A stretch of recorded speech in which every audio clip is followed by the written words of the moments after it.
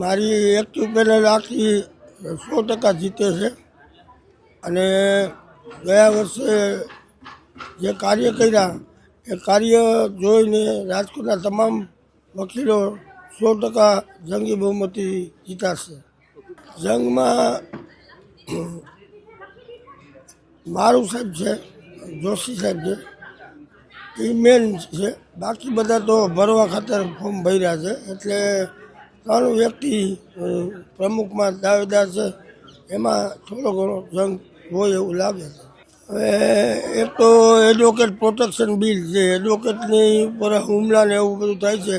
તો હું જો પ્રેસિડેન્ટ બનીશ તો મારી active panel advocate protection bill માં અરજી કરશે. તેમજ અહીંયા જૂની કોર્ટમાં મારા સમય દરમિયાન કાળ દરમિયાન એક એટીએમ બાકી છે, પોસ્ટ ઓફિસ બાકી છે, એક મેડિકલ બાકી છે. એ પણ ફાળવી દેવાઈ ગઈ છે જગ્યા, હવે ચાલુ કરવાની બાકી છે. અને 3 માળનું બિલ્ડિંગ છે, વકીલ માટે 3 માળનું હતું, એ અમે 5 માળનું મંજૂર કરાયું. એનું પણ 2 માળની ગ્રાન્ટ આવી ગઈ છે. મને એમ છે જાન્યુઆરીમાં એમનું પણ બાંધકામ ચાલુ થશે. મુખ્ય પ્રશ્ન રહ્યો એડવોકેટ જે હાઈવે ઉપરથી આવે છે ત્યાં સ્પીડ બ્રેકર માટે ઘણી મહેનત કરી છે અને છેલ્લે મેં લેટર લખ્યો છે. એટલે એ પણ તાત્કાલિક સ્પીડ બ્રેકર ત્યાં થઈ જાય એ મારા પ્રયત્ન રહેશે.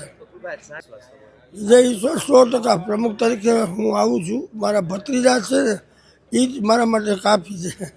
આજે જનરલી 2100 થી 2300 સુધીનું થાય છે, પણ મને આ વખતે 2000 જેવું થશે એવું દેખાય છે.